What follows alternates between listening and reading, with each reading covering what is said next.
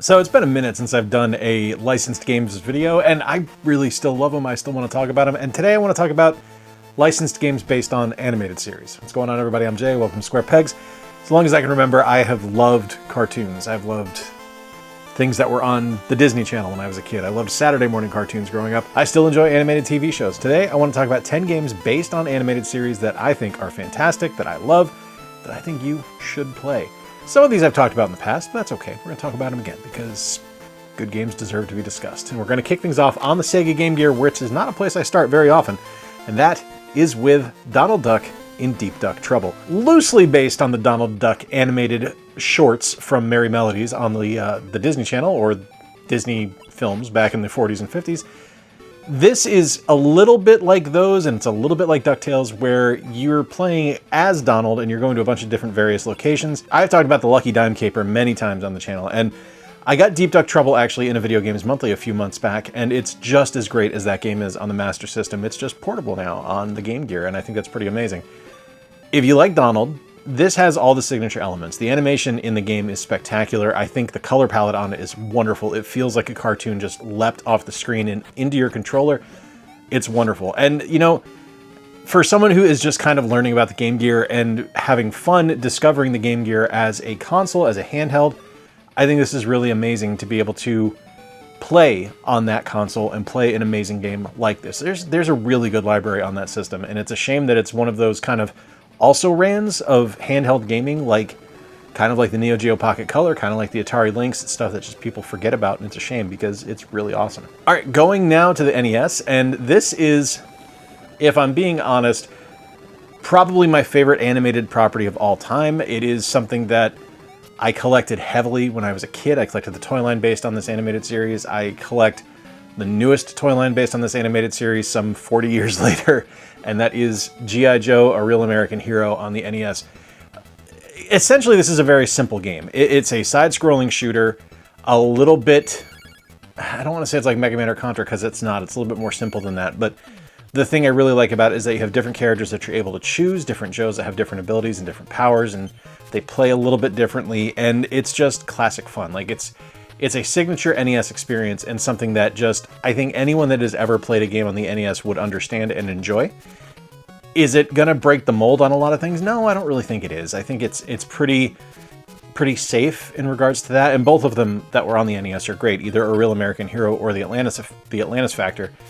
They're both really excellent titles. I just happen to want to talk about this one today because I always talk about the Atlantis Factor. So this one's really good, though. If you like characters like Duke, like Snake Eyes, it's something where you're going to be able to play as those characters on your NES. The controls are really tight. It's a little bit silly. It feels like a cartoon, and that's really all you can ask for. I think probably the other, I don't want to say, because there was a couple of heavyweight animated series from the 80s that didn't get video games over here in the States.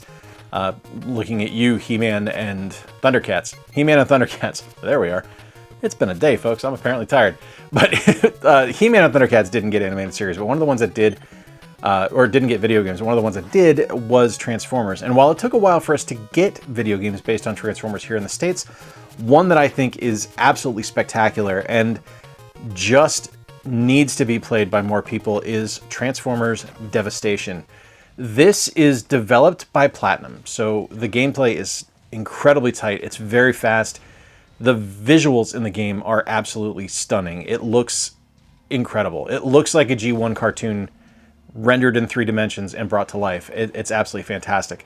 The voice acting is stellar. The combat is fun. It's a very easy game to get into and enjoy because it's just like playing with your toys when you were a kid, right? You get to play as Bumblebee, as Optimus, as all these classic Autobots and fighting all these amazing Decepticons. And as much fun as that is, I really think it's the look and the sound that brings the game truly together to make it something that's next level. It's absolutely incredible. And just something that I'm pretty sure it's available on Game Pass right now.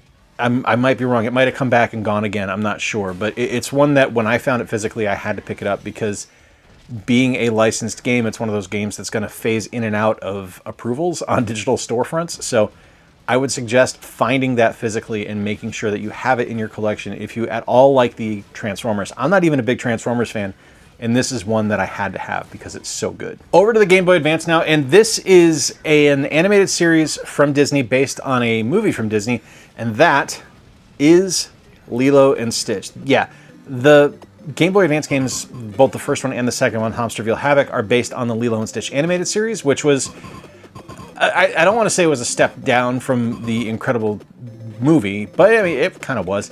It was a little bit silly. It was Stitch as a sitcom as opposed to Stitch as a film. And it's not like it's a bad thing. It was just different than what I expected. And while I wasn't a big fan of the TV series, I really, really liked the games because they're a lot like Metal Slug. It's a platforming shoot 'em up where you are able to collect different power-ups and abilities as Stitch and fight amazing enemies that are on the screen. And there's tons of them everywhere, and the levels are massive, and there's a lot of exploration to do.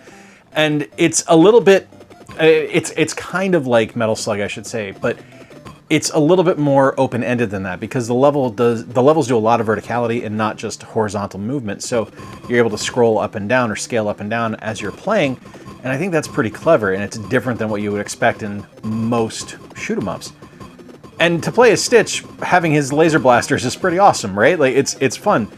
And the power-ups are true to the character. You collect ice cream, Stitch loves ice cream, stuff like that. It's just, it's a love letter to both the animated series where you're looking for all the different experiments from Dr. Jumbo Jakiba, as well as still taking elements from the movie and putting them into the gameplay. It's a really quality title.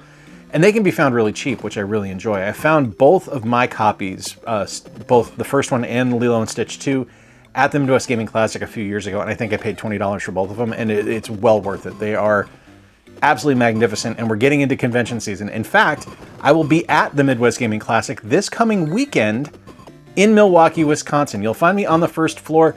I'm going to be set up with our video game convention, the Michigan Retro Game Expo. I'll be working that table as well as being on the sales floor, moving around, looking at the different things that are for sale, going to the game rooms, going to the different panels and things like that. It's the biggest show of the year. It's my favorite convention of the year until mine happens in August.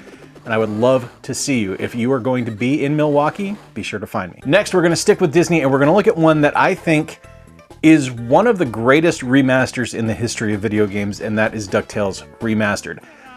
You can't beat the original. I think the original DuckTales is absolutely spectacular, but what this one did was it took the bones of that original game and it let WayForward have fun. And it took that original design and that original setup and it made it so much more than what we originally had.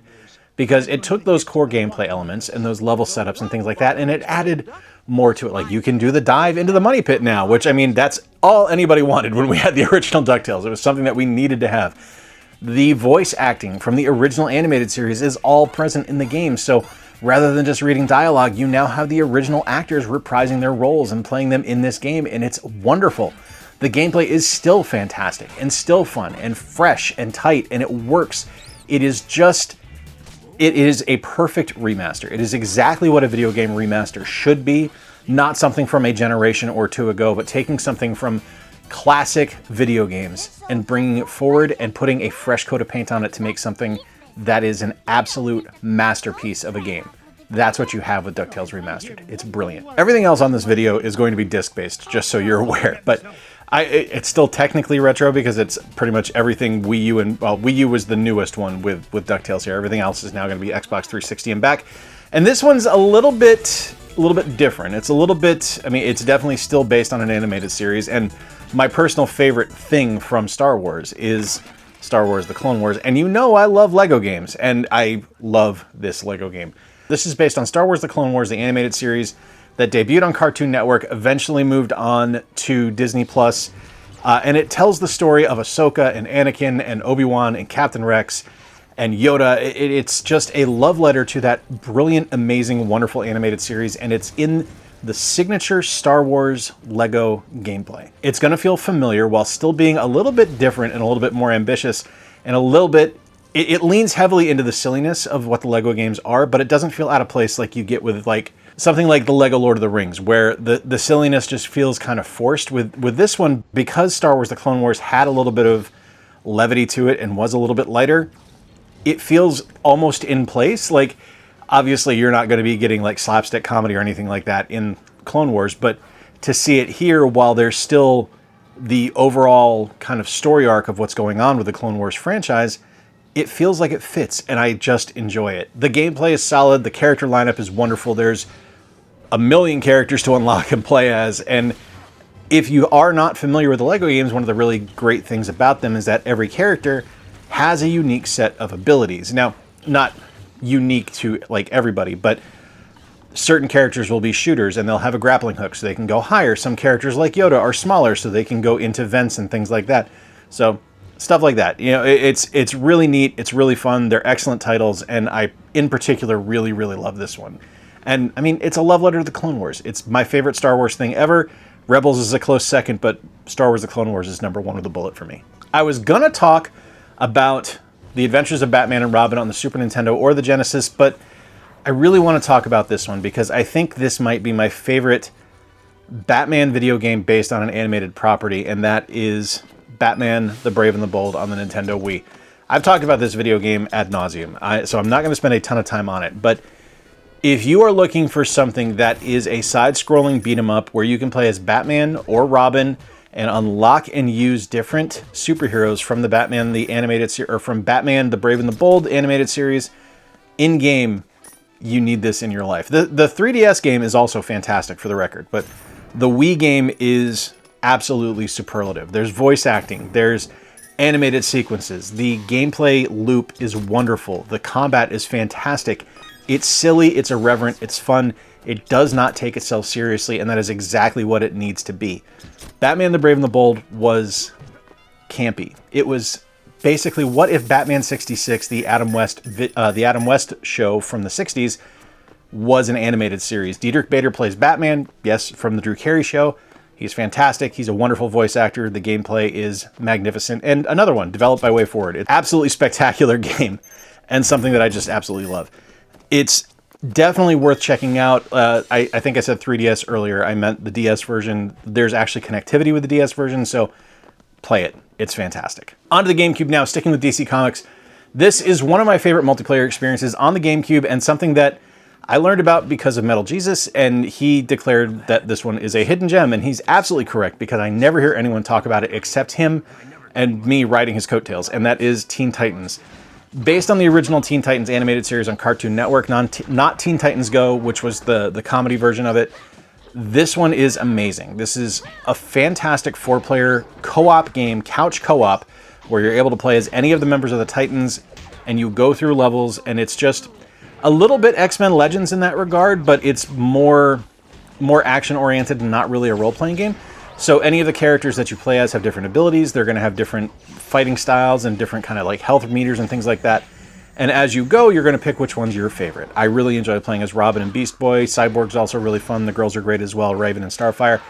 It just really depends on what you're feeling like playing at the time, and the gameplay is spectacular.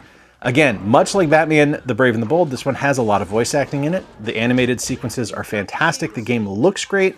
It plays great, and it's just a wonderful multiplayer experience for the GameCube, and it takes advantage of those 4 controller ports on the front of the GameCube, which is wonderful. One of the things I think a lot of us really miss and really love is couch co-op experiences, and this one delivers. It's a wonderful, wonderful title. If you haven't played it, you owe it to yourself to do so. Another one from WayForward. You're going to hear that a lot in my videos if this is your first time here. I love WayForward, so I talk about their games pretty frequently, but this is one I don't hear a lot of people talk about. In fact, they got really bad reviews from critics, and I think that's a shame because I actually think it's a really solid title, and that's Teenage Mutant Ninja Turtles: Danger of the Ooze. This is based on the 2013 Teenage Mutant Ninja Turtles animated series, which is my personal favorite version of Ninja Turtles. I actually like it better than the original animated series, and I know that's going to upset some people, but sorry, this one's really good. Check this one out if you haven't played it. Take off the rose-colored glasses. Yes, I loved it too. This one's better, I promise you. The animation in this game is straight out of that video game. It looks just like the run sequences and things like that they did in the animated series, which I love. The gameplay is solid. You're able to play as all 4 turtles. It feels like it just is like an episode of that series, just in video game form. And you know what? I kind of love that. I think that's kind of perfect. It's a really, really interesting title and a really solid title that, again, kind of like Teen Titans, kind of like Batman Brave and the Bold, I don't really hear people talk about, and I think it's a shame because it did get panned in reviews. It did not get a solid representation, and people really didn't give it the time of day, and I think it's a shame. Unfortunately, it is not a multiplayer title. It would have been great if this was another 4-player game. That would have been amazing, but yeah, it's just a single-player game. But still, being able to hot swap between the different turtles you like, being able to play in different levels and different things straight out of the animated series, absolutely fantastic, well worth playing. Final game on the list, and final game I want to talk about today, is one that is based on an animated series that I never hear people talk about except for myself and my friend Corey, and that is Ultimate Muscle. This is Galactic Wrestling featuring Ultimate Muscle. Now, the reason I love this game, one, I've loved Kinnikuman or Muscle Men since I was a kid. It was one of my favorite toy lines. They were dirt cheap. They were little pink rubber monsters that you could just fight with and play with. I used to repaint mine with my friend David. We made them look like X-Men, which I thought was great. I thought they were really fun. I had a guy that was a character named Sunshine, and we painted him to be silver and red to look like Colossus, and I thought he was great. This one, though, this is basically if you took WCW NWO Revenge, WCW versus the World, WrestleMania 2000, WWF No Mercy from the N64. If you took that and made it goofy, you got this game, because it is the Aki engine, and it is fantastic. The gameplay is magnificent. There's gacha mechanics in it as well, so you're actually able to unlock like different toy figures and stuff like that you're able to have. It's a really, really wonderful game, and if you like those classic N64 wrestling games, you're going to love this one, because it's those just cranked up to like 30, well past 11. It goes past 11. That's how great it is. Absolutely fantastic game, well worth playing. Check it out if you haven't. The GameCube version of it gets all the love. I actually like the PS2 version better. I think it plays better. There you have it, my friends. 10 animated series video games that I think are wonderful, that I think everyone should play. Let me know in the comments down below which ones you would suggest. I would love to hear from you. There's so many licensed games out there that I've never played. I would love to get suggestions from you on which ones I should check out. If you enjoyed today's video, please give it a thumbs up. If you really enjoyed it, consider subscribing. I'd love to have you stick around. Again, I'm at the Midwest Gaming Classic this weekend. Be sure to find me. And until next time, remember to play more games, stay square, and take care. I'll talk to you soon.